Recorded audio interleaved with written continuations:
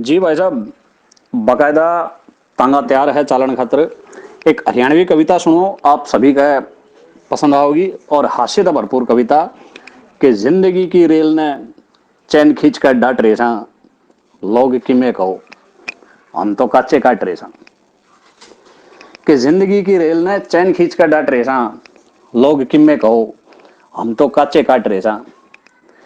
किसने बुरा मान्या से घरवाली की डांट का, वह बेशक शेरू मार देवे काट के न खाट का। कोलम वफादारी के सारे भरद्या सा, महीने आले दिन तनखा हाथ पे लिया धरद्या सा। देर सवेर सूट उसके प्रेस भी हम कर द्या सा। हाँ, हम सब्जी भी खरीद कर लियावा सा, बड़का ने भी खिलावा सा, झूठी हमें हाँ मिलावा सा। और छुट्टी आले दिन उसका रसोई में हाथ बटावा सा। क्योंकि भाइयों, हम तो जीना चाहवा सा, पर रोटी पाउण ते हम कद ना टरे सा, लोग किमे कहो हम तो काचे काट रहे सा। और इससे कविता में अगला बंद और देखें कि फोर्थ क्लास डिपार्टमेंट ने सेवा खातर बनाई से, पर चपड़ासी का दर्द तय किसना आंख मिलाई से। फिर भी अपने साहब का पूरा हुक्म बजावा सा, रोज कलरका ने अपनी जेब तबीड़ी पियावा सा। बालका ने स्कूल भी छोड़ने जावा सा, रोज सिलेंडर भी भरवा के लियावा सा। इतनी सेवा करके भी फिर भी हम बदनाम सा, लोग कहें से रिश्वत का हम पहला मुकाम सा। रोज सवेरे ऑफिस में हमें झाड़ू मारा सा, फाइल गेल्या फाइल आले ने हमें पार उतारा सा। रोज सवेरे ऑफिस में हमें झाड़ू मारा सा, फाइल गेल्या फाइल आले ने हमें पार उतारा सा। पर फिलहाल तो हम दफ्तर में बैठे ताश बाट रहे सा, लोग किम्मे कहो हम तो काचे काट रहे सा। जिंदगी की रेल ने चैन खींच कर डांट रहे सा, लोग किम्मे कहो हम तो काचे काट रहे सा।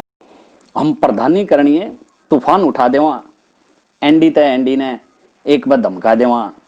अच्छी दाऊ ना जाने राम गाम मारे टोरे ने, बेशक हो झूठ मुठ का लगवा दिया हम छोरे ने। सारे डिपार्टमेंटा का रवैया हमने चाख्या से, समाज सेवा करने का हाँ ठेका ले रखा से।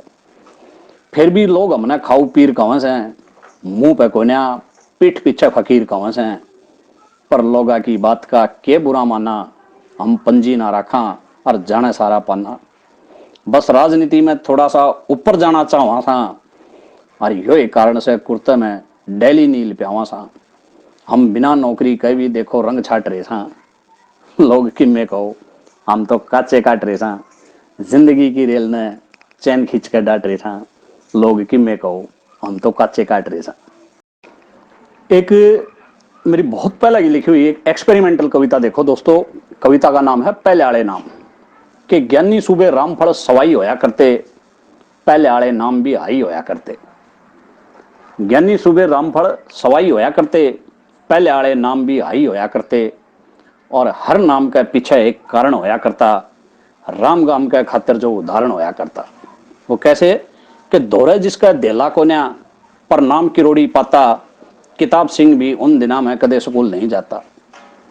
बड़े भाई का लठ मारता लक्ष्मण सिंह आवारा, सकल में जिसका 12 बजरे कहते उसने प्यारा।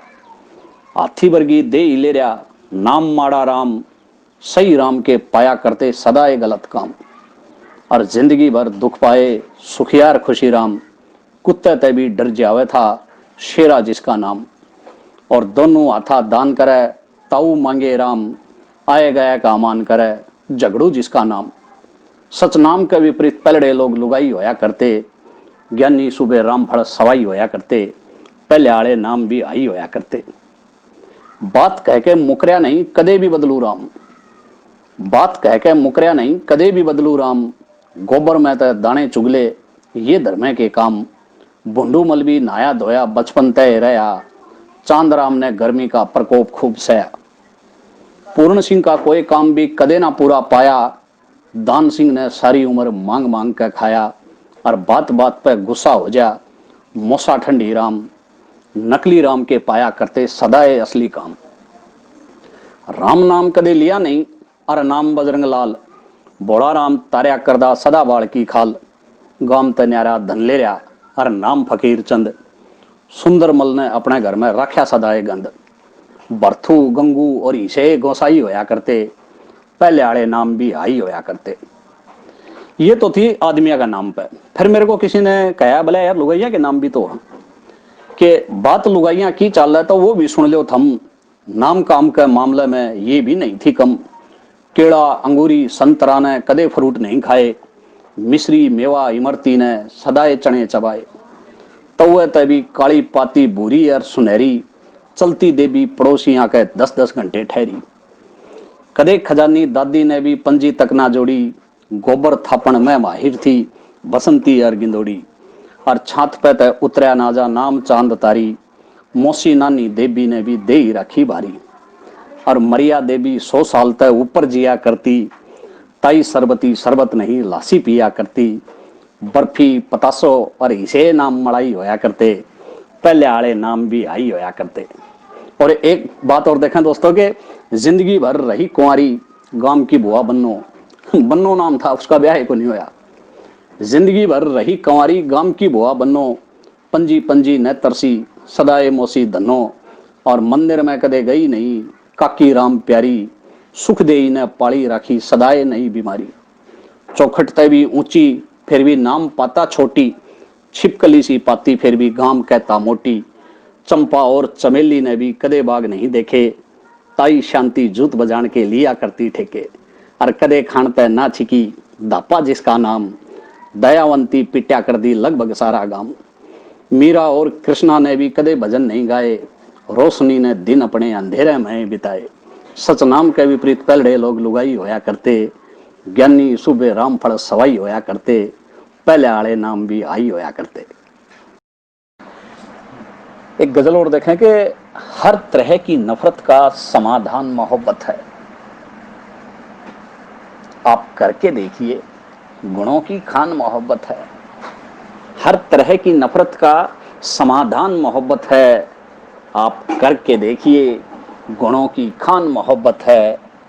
वो जो कभी कभी आंखें भर आती है अपनी, वो जो कभी कभी आंखें भर आती है अपनी, इसी लहजे का तो नाम मेरी जान मोहब्बत है। वो जो कभी कभी आंखें भर आती है अपनी, इसी लहजे का तो नाम मेरी जान मोहब्बत है। आप करके देखिए, गुणों की खान मोहब्बत है। हर तरह की नफरत का समाधान मोहब्बत है। कि मोहब्बत के नाम फिर कोई शख्स परेशान कर गया। मोहब्बत के नाम फिर कोई शख्स परेशान कर गया। मेरे पास उतना ही था वो जितना नुकसान कर गया। मोहब्बत के नाम फिर कोई शख्स परेशान कर गया। मेरे पास उतना ही था वो जितना नुकसान कर गया। हद से ज्यादा बख्शी है जिस भी शख्स को इज्जत, हद से ज्यादा बख्शी है जिस भी शख्स को इज्जत। न जाने क्यों वही शख्स मेरा हर बार अपमान कर गया। मोहब्बत के नाम फिर कोई शख्स परेशान कर गया। मेरे पास उतना ही था वो जितना नुकसान कर गया। और एक शेर और देखें दोस्तों कि वजूद बचाने की चल उठकर तैयारी कर बेचैन। वजूद बचाने की चल उठकर तैयारी कर बेचैन।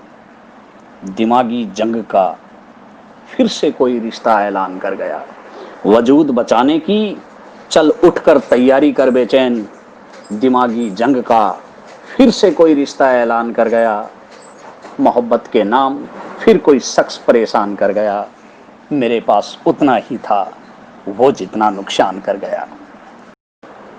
एक गीत देखें दोस्तों कि अब तलक हम जिनको भुला नहीं पाए,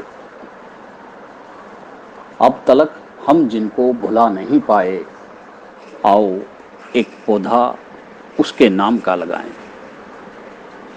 खुशबू है जिसके एहसास की सांसों में, रूप जिसकी रंगत का बसा है आंखों में, उसे महकते गुलशन की शक्ल दे जाएं। आओ एक पौधा उसके नाम का लगाएं। एहसान हम जिनके चुका नहीं सकते, आजीवन जिन्हें हम भुला नहीं सकते, उनके आदर्शों को पर्यावरण में फैलाएं। आओ एक पौधा उसके नाम का लगाएं। खास दिन या खास त्योहार के बहाने एक एक पौधा उगाएं होकर के दीवाने। खास दिन या खास त्योहार के बहाने एक एक पौधा उगाएं होकर के दीवाने। थे हम भी जमाने में सबूत छोड़ जाएं।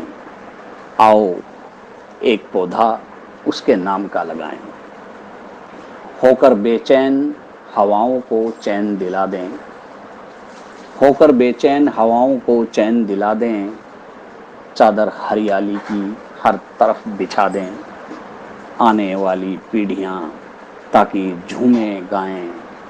आओ एक पौधा उसके नाम का लगाएं।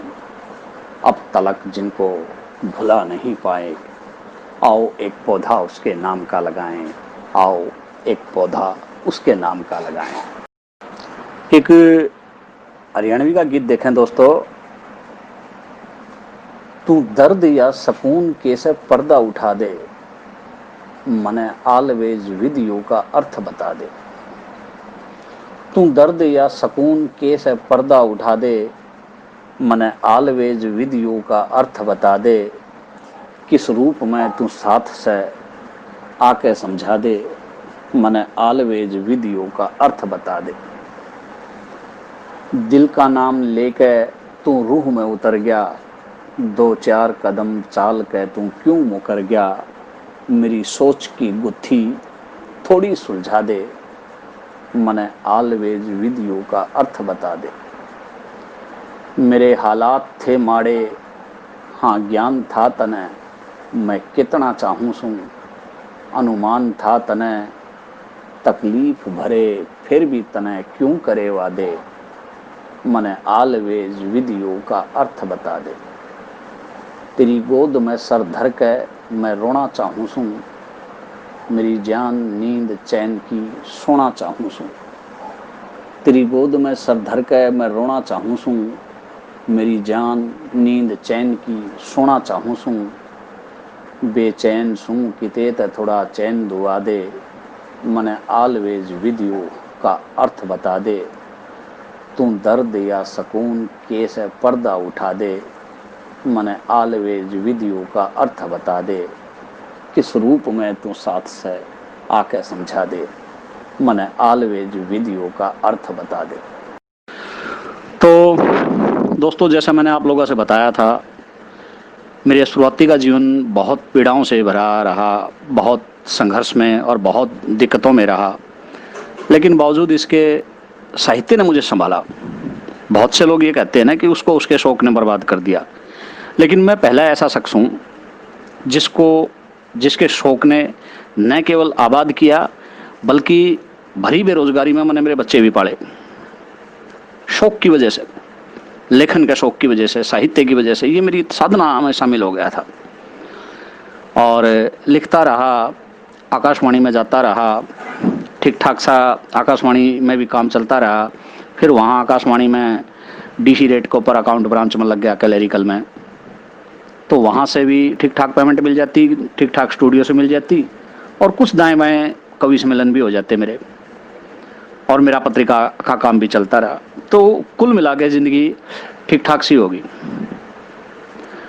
लेकिन स्थायित्व नहीं था, रोजगार में कहीं स्थायित्व नहीं था। और यही एक जो पारिवारिक आदमी होता है उसके लिए पीड़ा थी, क्योंकि मेरा पिछला जो दौर था, वो पिछला दौर सारा का सारा दिक्कतों में भी ऐसे गुजरा कि पहले कुछ पैसे मैंने जो इकट्ठे कर रखे थे, कुछ मेरा 1.5-2 लाख का ब्योंत होया था, वो पैसा फिर मदर मेंटल हुई तो उसको ऊपर लग गया, इधर उधर लग गया। मैंने कहीं से उधारे भी उठाए पैसे, शादी के पैसे थे, फादर शादी कर गए थे, 4-4.5 लाख का कर्जा वो भी था, मैंने वो कर्जा भी उतारना था। 8-9 तक आते आते मैंने सारा कर्जा भी उतारा, कोई मेरे पैसे नहीं मांगा था। साथ में मैंने फिर मकान भी बनाया। एक कमरा था, वो फोड़ के 4 कमरे बनाए। ठीक ठाक हो रहा है, मेरा सारा ठीक ठाक चलता रहा माहौल, कहीं से कोई परेशानी नहीं थी। लेकिन दिक्कतें मेरा पीछा नहीं छोड़ रही थी। आकाशवाणी में एक दो अफसर थे, मैं जिनका चस गया था, जो मुझे कतई लाइक नहीं करते थे। शायद मैं हरियाणवी को लेकर ज़्यादा चिंतित रहता था इस वजह से। तो वहाँ से मेरी फिर दिक्कतें शुरुआत हो गई। और इसके साथ साथ यूथ फेस्टिवलों की जो कसक थी वो लगातार रही। जब जब यूथ फेस्टिवल होया करते तो कॉलेज में जाके बैठ जाना, वो हमारे ए.वी. शर्मा जी गुरु जी कोई भी नाटक करवाने लग रहा है, कदे कोई डायरेक्टर आ रहा है, बच्चों के साथ कोई नाटक नोटक है उसको एडिट करना, छोटा करना, स्किट, विशेष रूप से स्किट लिखने में थोड़ा हाथ साफ था मेरा, तो हरियाणवी स्किट लिखा करता मैं। बाद में फिर गुरुजिया ने हमारे यहाँ भिवानी में आदर्श कॉलेज है, 2 साल तक मेरे को आदर्श कॉलेज में भेजा, लड़कियों को स्किट वगैरह करवा के आता। लोहारू के अंदर भी फिर मैं स्किट करवाने जाता। कुल मिला के ये था कि ये जो रंगमंच है, थिएटर है, ये सारे साथी मेरे तो जुड़े रहे। इनका सबका काम देखता मैं, इनके बीच में बैठता, लेकिन कदे रोल नहीं करता। लेकिन इनकी जो कलाकारी है या कलाकारी मेरे भीतर कुलाचे मारती रही। मैं तो अपने आप में राइटर मान्या करता और मानूँ भी हूँ कि मेरा तो लेखन का काम है, और आदमी ने सिर्फ एक ही नाव पर पैर रखा है तो ज़िंदगी में सफल हो सका है। मेरा सिर्फ एक ही नाव पर पैर है, राइटर का, लिखण का। लिख सकता हूँ हर तरह के गीत, गज़ल, भजन, रागनी, कव्वाली, हिंदी, उर्दू, पंजाबी, जैसी भी कोई सी भी वो। और ट्रांसलेशन में मेरा जो अपना रुझान है, ट्रांसलेशन का मामला में तो मैं यूँ मानूँ, चाहे मैंने केरला सॉन्ग सुना दे और उससे का हरियाणवी बना दूँगा। किसाए अंग्रेजी गाना हो, किसाए मंदरासी गाना हो, उन्हें सुन के उसका अंग्रेजी में, हरियाणवी में ट्रांसलेशन कर सकूँ। तो ये इस तरह की चीज़ें चलती रही मेरे साथ। अब 5-7 महीने के बाद मैंने हरिभूमि छोड़ दिया। वहाँ नहीं बात बन पाई। हरिभूमि में एक्चुअल में क्या हुआ कि सैलरी नहीं बढ़ा रहे थे वे लोग, और खुले शब्दों में मैं अब भी कह सकता हूँ ये बात, वहाँ जात पात बहुत ज़्यादा थी। इतनी थी कि जो कति ढीले ढीले लोग थे, जिनने घना ज्ञान को नहीं था, उनने तो देवे हुए जातिगत समीकरण के आधार पर अच्छी मोटी सैलरी, और जो और लोग थे मार भर के जो काम करने वाले लोग थे उनको बहुत कम मिनिमम सैलरी देवे। मेरा असिस्टेंट ले हुए 8500 रुपये और मैं लूँ 6500 रुपये। असिस्टेंट 10 कर रहा, मैं पत्रकारिता था में, और सारा ज्ञान मैंने डिजाइनिंग का, इन चीज़ों का। लेकिन वहाँ कोई नहीं पूछा था इस चीज़ में, तो इस वजह से वहाँ मुझे हरिभूमि छोड़ना पड़ा। और मेरी अपनी खुद की पत्रिकाएं वगैरह ये चलती रही साथ साथ।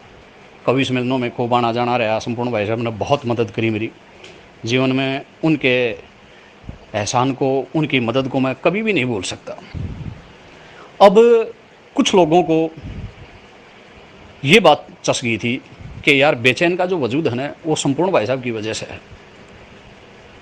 तो उन्होंने ऐसी परिस्थितियाँ लानी शुरू कर दी, कुछ ऐसे चुगलखोरी करनी शुरू कर दी, या फिर ऐसे माहौल तैयार करने शुरू कर दिए मेरे खिलाफ कि मैं संपूर्ण भाई साहब की नज़रों में गिर जाऊँ। बस यही दिक्कतें रही। मेरा ले दे के अगर कोई था, कोई शख्स, वो संपूर्ण भाई साहब था। मैंने कल परसों जो गीत भी लिखा था तो उस गीत में भी उन्हीं को याद किया था। बड़ी पीड़ाएं रहीं, बड़ी दिक्कतें रहीं। मेरा अपना कवि सम्मेलन चलता रहा, और आकाशवाणी का, अखबारों का। लेकिन एक समय ऐसा आया कि मुझे आकाशवाणी से ड्यूटी कम मिलने लगी, और आकाशवाणी से कम ड्यूटी मिलने का मतलब है कि रोज़गार छिन जाना। जहाँ 6 ड्यूटी लगा करती, वहाँ 1 या 2 ड्यूटी लगती। मेरे पास फिर रोज़गार की दिक्कत आ गई। चंद्र जी, मन ने तो मेरे जहन में, मेरे मन में एक न्यारी बुलबुल पाल रखी थी। वह बुलबुल थी मेरे जुनून की, और ज़िंदगी भर मैंने अपने जुनून का पीछा कराया। जितनी पीड़ाएं मिलती गई, जितना दुख मिलता गया, उतना ज़्यादा मैंने हंसने का प्रयास किया। मेरा नाम जोकर फिल्म कई बार देखी है, मैंने खूब देखी है, और उसकी गहराई को पहचानने की कोशिश करी। तो यही समझ में आया, भाई आप हंसोगे तो ज़माना साथ हंसेगा, और रोओगे तो अकेले बैठ के रोना पड़ेगा। तो इसलिए मुझे फिर ये लगा कि भाई हंसना चाहिए। अब मैं बहाने ढूंढने लगा हंसने के। फिर मेरा अपना जो शोध रहा था, मेरा शोध ये रहा कि मुझे हंसी आती नौजवानों पे, नौजवानों की आशिकी पे, इश्क पे, प्यार में बावड़ा होने वाली बात पे। अक्सर प्यार में लोग कह दें भाई मैं तेरे खातर चांद तारे तोड़ लूँगा, जमीनी हकीकत यह कि पड़ोसिया का अमरूद लाग रहे वे नहीं तोड़ के ले जावा। महबूब बोलेगा कि मैं तेरा खातर ताजमहल बनवा दूँ, सच्चाई यह है कि राशन कार्ड तक नहीं बनवाया जा रहा। तो मैंने इन विडंबनाओं में से हंसी ढूंढनी शुरू कर दी और इश्क या शायरी मंचों पे जा के खूब करने लगा। ठीक ठाक वो होता रहा। वो अलग बात है कि कवियों के खेमे बट रहे हैं, ग्रुपबाजी हो रही हैं। इन ग्रुप वाला में कदे किसी का ज़रूरत हुई तो मेरे को बुला लिया, नहीं तो नहीं बुलाया। मैं इंडिपेंडेंटली अपने भाग दौड़ करता रहा। खूब घूमया हूँ मैं, कई स्टेटा में भी घूमया, कवि सम्मेलना में भी अच्छा सारा सब कुछ भाग दौड़ रही। और हमेशा हास्य ढूंढता रहा। हास्य की 2-4 लाइन देखे कि जिन बातों का अर्थ नहीं उन पर वह तकरार करे से, मेरी रेल बनाई राखे से, कि पुंजड़ का प्यार करे से। कि जिन बातों का अर्थ नहीं उन पर वह तकरार करे से, मेरी रेल बनाई राखे से, कि पुंजड़ का प्यार करे से। अजीब अपनापन से उसकी मोहब्बत में मेरा जाया पाछे बैरन रोज़ मेरा इंतज़ार करे से। जिन बातों का अर्थ नहीं उन पर वह तकरार करे से। कि वक्त ने उसको झंझोड़ कर रख दिया, साबुत था जहाँ से तोड़ कर रख दिया। वक्त ने उसको झंझोड़ कर रख दिया, साबुत था जहाँ से तोड़ कर रख दिया। दास्तान सर फिरे की इतनी सी है, अपना कर किसी ने छोड़ कर रख दिया। मैं भाई जब इस तरह की शेरो शायरी हमेशा करता रहा। जब भी तकलीफ़ मिलती, कहीं कोई दर्द होता, तुरंत लिख देता। मज़ा आने लगा ज़िंदगी जीने में कि सामने वाला पूरा जोर लगा ले हुआ हरासमेंट देने की, टेंशन देने की, और उसकी उस टेंशन ने मैं अपने गज़ल में, शायरी में पिरो के निफराम हो जाऊँ। तो ज़िंदगी मेरी ऐसी भी चलती रही, अखबारों में लिखना।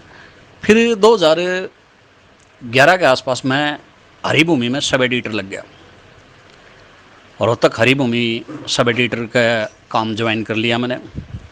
दिन में सारा दिन आकाशवाणी में नौकरी करता, शाम को 5 बजे से लेकर रात में 12 बजे तक हरिभूमि में सब एडिटर का काम करता। अखबारों की पेज वगैरह देखा करता, पेज की सेटिंग कराया करता, जो और अलग अलग ज़िले के ब्यूरो चीफ है उन तक तालमेल रख के खबरें मंगवाता। ये काम मेरा सब एडिटिंग का काम शुरू हो गया। वहाँ बहुत बढ़िया रहा, सब कुछ ठीक ठाक चलता रहा, लेकिन स्थायी तो नहीं था रोज़गार में। स्थायी तो इसलिए नहीं हो पा रहा था कि मेरे मन की जो कसक थी, मेरे मन की कसक तो ये थी कि मुझे तो राइटिंग के क्षेत्र में जाना था। इतना आगड़ंगा शब्द इस्तेमाल करूं, इतना लिख के गिर रखा था, इतनी कहानियाँ लिख के गिर रखी थी, इतने उपन्यास लिख के गिर रखे थे मैंने। 4-5 उपन्यास लिख रखे थे और एक उपन्यास पर तो मैंने फिल्म भी बनाई मेरे लिखे उड़े पे, रोंदड़ू पे। उससे पहला एक उपन्यास और था, राधा नहीं रुक्मणी हूँ मैं। तो ये कई चीज़ें लिख लिख के गिर रखी थी और कसक मेरी नहीं ख़त्म होने लग रही थी। बाकी मजबूरी के चलते लगाओ, एक भ्रम पाल रखा था कि भाई बच्चे भी पालने हैं, और मुझे मेरे हालात ने कभी घर से बाहर नहीं निकलने दिया। नहीं अदरवाइज़ 2001 में जब भास्कर तैयार होया था उस टाइम मुझे ठीक ठाक सैलरी दे रहे थे, लेकिन कंडीशन यह थी कि पानीपत रहना पड़ेगा। मैं नहीं जा पाया इन विडंबनाओं को लेके। हाँ, एक बड़ी चीज़ देखी, मैंने अखबार में काम किया, तो अखबार में काम करने के बाद बहुत से दोस्त बने, बहुत जानकार लोग आए, लेकिन ये सब महसूस हुआ कि कुर्सी को सलाम है, पद को सलाम है, आप जो काम कर रहे हैं उस काम को सलाम है। पत्रकारिता में खूब धक्के खाए, खूब लिखा, सारा सब कुछ छाना। पत्रकारिता के वजूद को भी मैंने समझा, कुछ बड़े बड़े पत्रकारों से संपर्क भी हुए, साथ भी हुए, उनकी सभाओं को भी मैंने समीक्षा करी, देखा, मज़ा नहीं आया। फिर मैंने पत्रकारिता पे एक किताब लिखी, चौथे स्तंभ की पीड़ा, एक सम्मानजनक अफसोस, जिसके माध्यम से मैंने बताया कि ये चौथे स्तंभ की खास पीड़ा क्या है, ये सम्मानजनक अफसोस क्यों है। मेरा लिखा एक गीत देखें दोस्तों कि इच्छाओं के भंवर में पूरी तरह धंसा लिया है।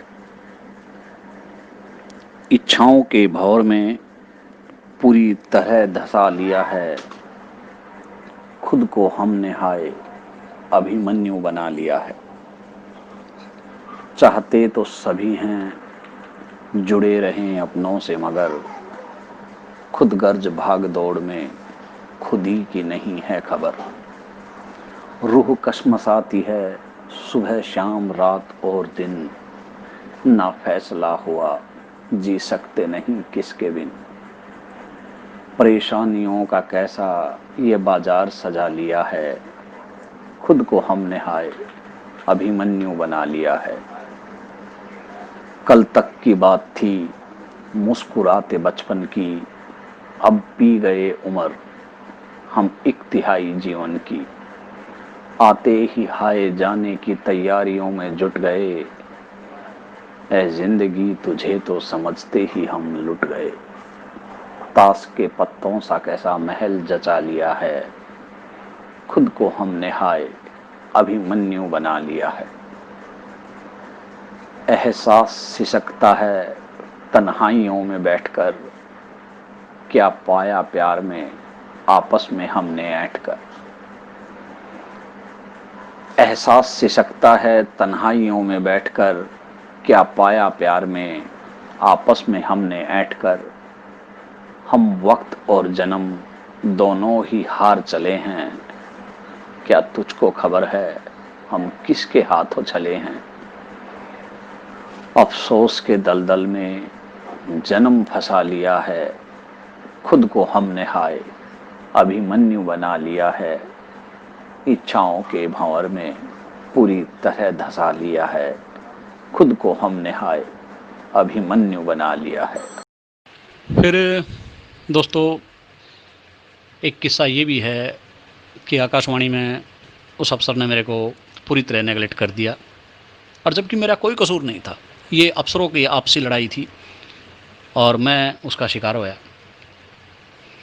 मैं बगैर किसी मतलब के, बगैर किसी बात के उस अफसर तय, संबंधित अफसर तय 4-5 बार सॉरी फील भी कराया, लेकिन नहीं मान्या वो आदमी।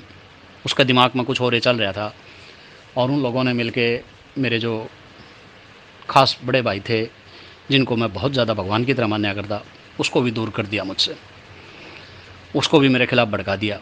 अब हुआ क्या कि एक दिन मैं स्टूडियो से ड्यूटी दे के बाहर आने लग रहा था, और वो ऑफिस में बैठा सिगरेट के छल्ले उड़ाने लग रहा था। एकलाए था, संडे था उस दिन। मैं उसके पास बैठ गया और मैंने कहा, महा सर क्यों मेरी गेल कर रखी है आपने, क्यों मेरे बच्चे ने भूखे मारने लग रहे हो। मैंने रोज़गार दे दिया करो, ड्यूटी लगा दिया करो, और मेरे आज तक का रिकॉर्ड भी रहा है, जितनी भी ड्यूटी लगी है कभी कोई शिकायत नहीं आई है। उसके बावजूद भी आप वो कर रहे हो। नूला बेचैन तेरी तो मैंने बेचैनी काट के छोड़नी है, तना मैं बेचैन बनाऊँगा, और मेरे रहते तनाड़ कोई ड्यूटी नहीं मिलेगी। वहाँ चलो ठीक है जी, सुन के ना मैं बैठ गया आराम से। और बोला रही बात भूखे मरने की, तो भाई बेशक तू मर, तेरे बालक मरो, ची गोली खा के मर जाओ, रोज़गार नहीं मिलेगा इतने आड़े। घबरा गया एकदम, आँख में पानी आ गया और चुपचाप सा बैठ गया। बोला ईब की बात है, क्यों बैठे आड़े तक। महा जी थमनों को उम्र हो तो फिर मरना ही पड़ेगा। बस वो घबरा गया मेरी यह बात सुन के। वो भी उसी टाइम उसने स्टूडियो में सिक्योरिटी वाले बुला लिए, गेट बंद कर दिया, और फ़ोन करके संपूर्ण को बुला लिया। संपूर्ण तक ही उसने बुला रहा, संपूर्ण यो बहनी वाला गोली खा के मरेगा, सुसाइड करेगा। अरनू का है, बोला मैं तारा नाम लिखूँगा दोनों का। संपूर्ण भी मेरे ऊपर चढ़ गया। संपूर्ण ने मेरी एक भी नहीं सुनी। मैं उसने बार बार मैं कहता रहा, लेकिन मेरी किसी ने नहीं मानी। अब वो बोला भाई इसकी शिकायत करो। मेरी शिकायत ऊपर डीजी को कर दी उन्होंने लिखित में, और संपूर्ण को गवाह बना दिया। संपूर्ण भी गवाह बन गया। पता नहीं क्या उस मानस की, उसकी भी क्या मजबूरी थी। जिस पौधे को उसी ने लगाया था, और उसी ने उसको जब थोड़ा उभरने लगा पौधा, तो उसको उखाड़ के फेंक दिया, और उसमें लिख दिया कि भाई संपूर्ण को और इनको इसने धमकी दी। बस इस वजह से मैं तो कुछ नहीं बोला, लेकिन अफसर उल्टा सीधा बोलता रहा कि मैं माँ जी प्लीज़ आप शांत हो जाओ, आप ना बोलो। संपूर्ण ही मुझे आकाशवाणी में लेके आया था, और संपूर्ण ही मेरा सब कुछ है।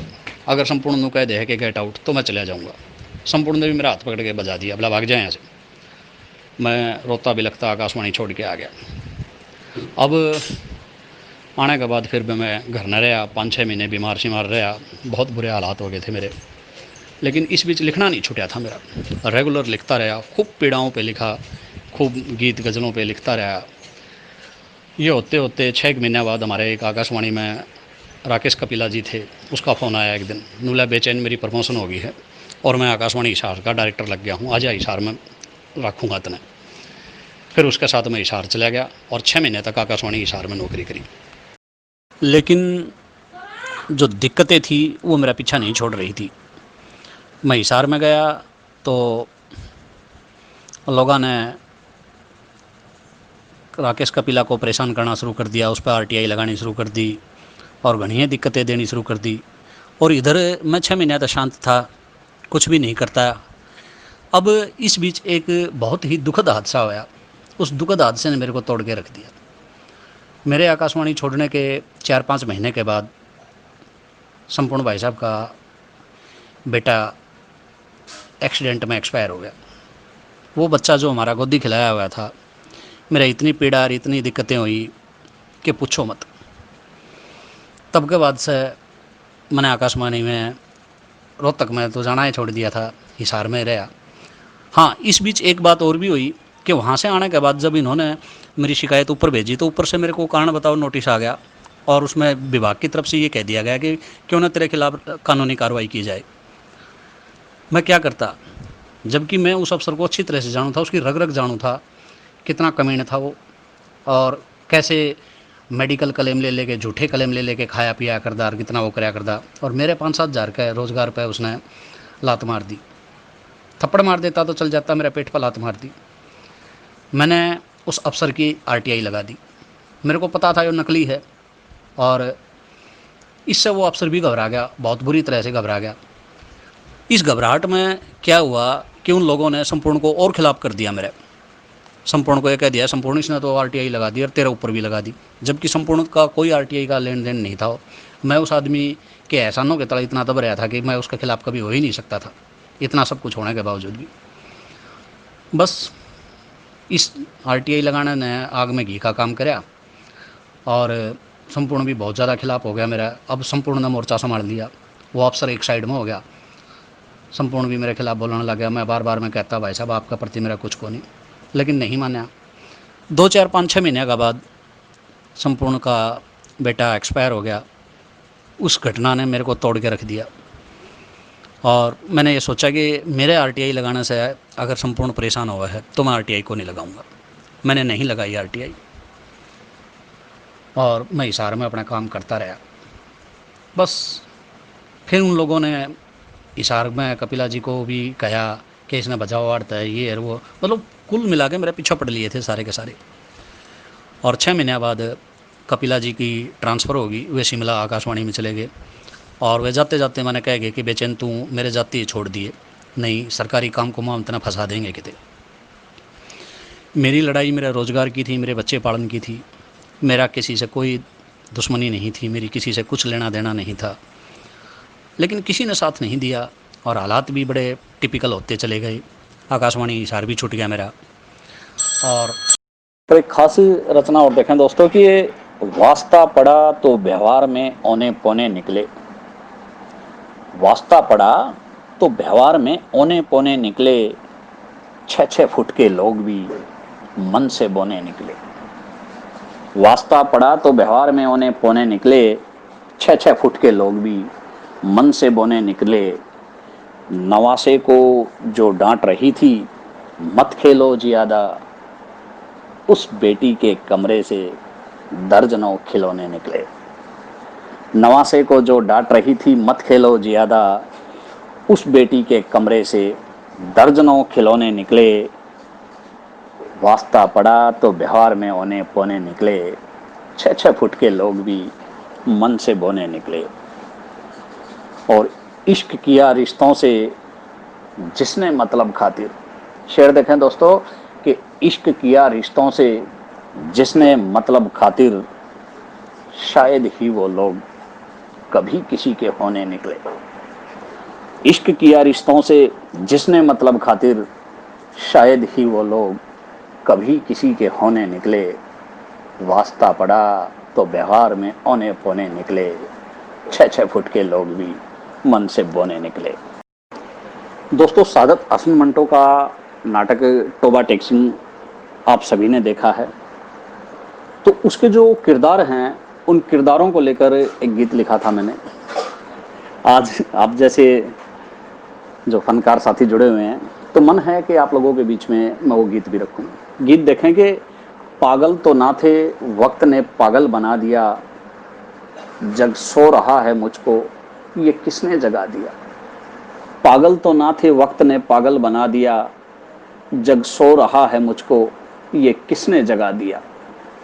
रिश्तों की भीड़ देख ली, देखा जमाने को, तैयार हैं एक दूजे की शम्मा बुझाने को।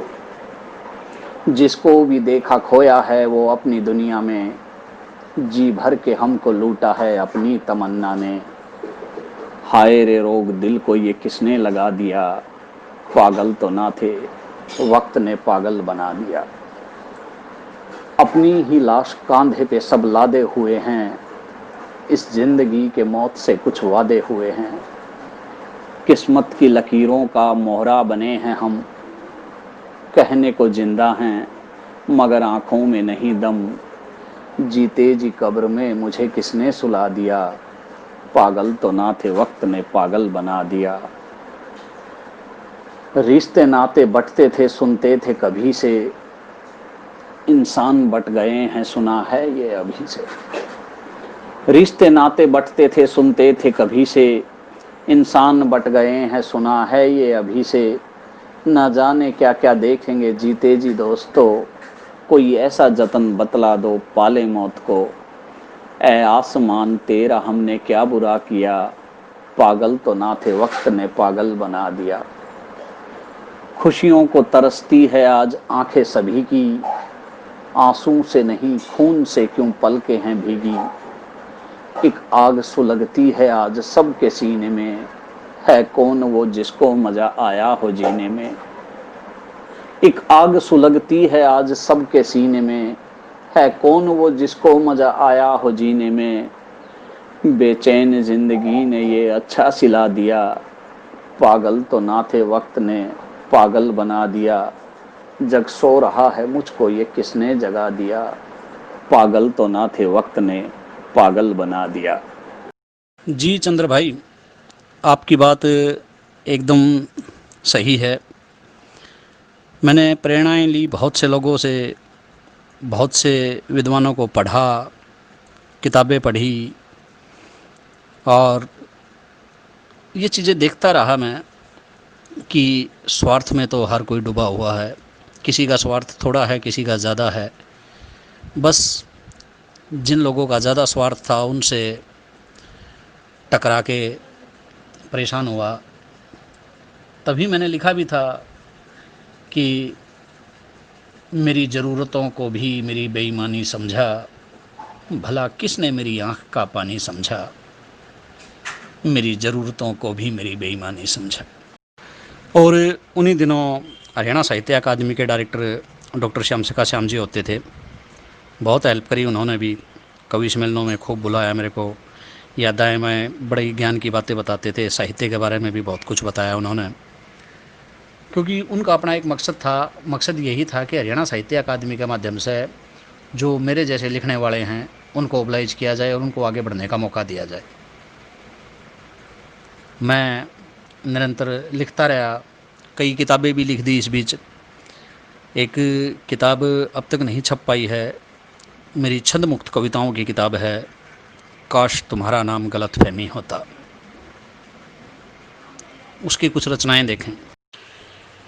एक तरह से देखा जाए तो मेरा जीवन ठीक ठाक एक जो साधारण परिवार होता है पटड़ियों पे आ गया था। मैं आकाशवाणी में भी रेगुलर जाने लगा, वहाँ भी थोड़ा पहचान बनने लगी, लोगों से भी तालमेल बढ़ा, और अखबारों में भी सेंटीमीटर बेस पे लिखता रहा, कवि सम्मेलनों में भी आता जाता रहा। कुल मिला के ज़िंदगी पूरी तरह से बिजी हो गई थी। लेकिन हाँ, एक बड़ी बात ये रही, मेरी समीक्षा करने की आदत शुरू दिन से रही, मंथन करने की आदत शुरू दिन से रही। कोई बात हो, कोई शख्स हो, कोई रिश्ता हो या फिर हालात, मैंने हर चीज़ पे मंथन किया है। और इस मंथन का मुझे फ़ायदा ये हुआ कि मैं लिखता रहा, हर तरह के हालात पे, हर जरा सी बात पे मैंने लिखा, लिखना नहीं छोड़ा। और जो एक बेसिक था, बेसिक मेरा यही था कि मैंने उर्दू अदब के जो शायर हैं मैंने उनको पढ़ा है।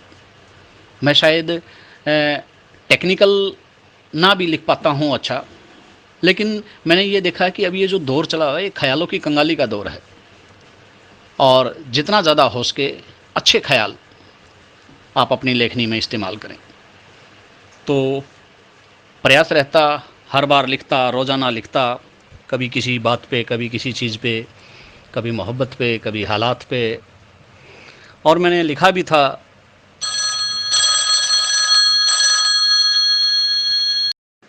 अब इन तमाम पेचीदा घटनाओं के बीच हुआ ये कि 12-13 में जुलाई 2012 के आसपास आकाशवाणी रोहतक छूट गया था, और इस बीच टेंशन ज़्यादा हो गई थी, घर का भी रोज़गार, बच्चे भी पालना, बड़का की फ़ीस भी पढ़ाना। मैंने दोस्तों भरी बेरोज़गारी में बच्चों को पढ़ाया है, कविताओं के माध्यम से, शेर व शायरी के माध्यम से, कवि सम्मेलनों के माध्यम से ही मैंने बच्चे पाले। 7 में बेटी हुई थी, 4 में बेटा हुआ था, आज बेटा 10वीं में है, बेटी 8वीं में है। सब कुछ बढ़िया चलता रहा, सारा सब कुछ, लेकिन मुझे मन की शांति इसलिए नहीं थी कि कहीं रोज़गार नहीं था। खैर, ये पीड़ाएं, ये दिक्कतें आदमी को मार नहीं सकती, ये मैंने देखा है। ये सब कुछ होते होते आकाशवाणी हिसार चला गया, हिसार भी छूट गया, और इनके साथ साथ मेरा कवि सम्मेलनों का जो काम था वो चलता रहा। मैं खूब कवि सम्मेलनों में दाएं बाएं इधर उधर गया, कुछ कवि साथियों से मैंने उम्मीदें भी रखी, लेकिन उम्मीद पे खरा कोई नहीं उतरता। शांत रहा, परेशानियां बढ़ती गई, लेकिन लिखना नहीं छोड़ा, रेगुलर लिखता रहा, हमेशा लिखता रहा और ट्रांसलेशन करता रहा। इसी बीच फिर 2012 में मैंने अभिज्ञान शाकुंतलम, जो मेरा नाटक देखा हुआ भी था, अच्छी तरह इसकी रिहर्सलें भी देखी हुई थी, अभिज्ञान शाकुंतलम को पढ़ा, बार बार में पढ़ा, बार बार में देखा, महसूस किया, इसके प्रति मेरी लौ लग गई, और 2012 में मैं अभिज्ञान शाकुंतलम को ट्रांसलेट करने में लग गया, और मैंने फिर अभिज्ञान शाकुंतलम को शकुंतला अर्धदुष्यंत उसके रूप में इसको ट्रांसलेट किया। खैर, ये इस तरह की बातें तो चलती रहती है, कोई आदमी कहीं काम करता है, उठता बैठता है, मन मुटाव, भेदभाव वगैरह तो चलते रहते हैं। ये मेरे साथ भी चलते रहे। समय समय पर बहुत से लोगों ने मुझे एहसास भी करवाया, कहीं जातिगत एहसास हुआ तो कहीं गरीबी का एहसास हुआ, कहीं साधनों की कमी का एहसास हुआ, लेकिन मैंने कभी हार नहीं मानी। मेरे अपने जीवन की सबसे बड़ी बात ये रही कि मैंने कभी हार नहीं मानी, और हमेशा अपने आप से भी कहता रहा, और यही दिमाग में रहा कि भाड़ में जाएं चुगलियां खाने वाले, सलामत रहे हौसला बढ़ाने वाले। भाड़ में जाएं चुगलियां खाने वाले, सलामत रहे हौसला बढ़ाने वाले, मेहनत कश आसमान नाप कर रहेगा, कुछ नहीं कर सकते टांग अड़ाने वाले, भाड़ में जाएं चुगलियां खाने वाले।